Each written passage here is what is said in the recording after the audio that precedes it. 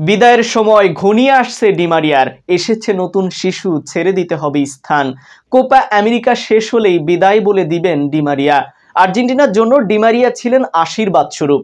গত ২০ বছরে আর্জেন্টিনা যত ট্রফি জিতেছে সবগুলোর ফাইনালেই গোল পেয়েছিলেন এই তারকা ফুটবলার। এবার সেই তারকাকেই বিদায় দিতে হবে। বিস্তারিত থাকছে শাহরিয়ার আহমেদের লেখা প্রতিবেদনে। আর্জেন্টিনার জন্য ডিমারিয়া ছিলেন আশীর্বাদ স্বরূপ।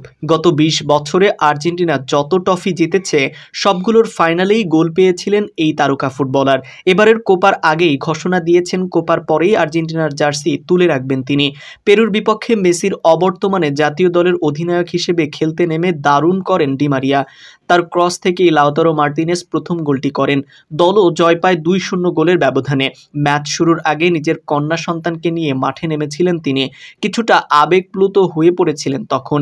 ম্যাচ শেষে ডিমারিয়া ভারী কণ্ঠে তাই সময় ফুরিয়ে আসার আকুতি। আমি অনেক ভুগেছি, আমি জানি অনেক কম সময় বাকি আছে আমার। আশা করি বিধাতা আমাকে আরও একবার শেষ হাসি হাসাবে। দলের গুরুত্বপূর্ণ জয়ে গ্রুপ চ্যাম্পিয়ন হিসেবেই পরের রাউন্ডে ওঠে আর্জেন্টিনা।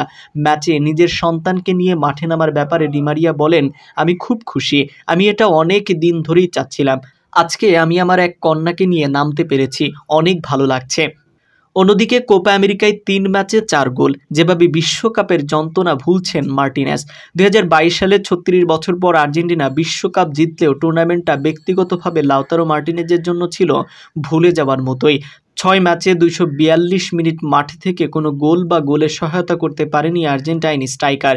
বিশ্বকাপের আগেই মার্টিনেজকে আর্জেন্টিনার মূল স্কোয়াড ভাবা হলেও প্রথম ম্যাচের পর আর কোনোটিতেই পুরো ৯০ মিনিট খেলা হয়নি তার। হুলিয়ান আলভারেজের উত্থানও বিশ্বকাপে অনেকটাই আড়াল করে দিয়েছে মার্টিনেজকে। বিশ্বকাপ জয়ী দলের সদস্য হবার পরও ব্যক্তিগত পর্যায়ে এমন দুরবস্থা যে যন্ত্রণার কাটা হয়ে বিচ্ছিল, সেটাই কোপা আমেরিকায় ৩ ম্যাচে ৪ গোল করার পর জানালেন মার্টিনেজ।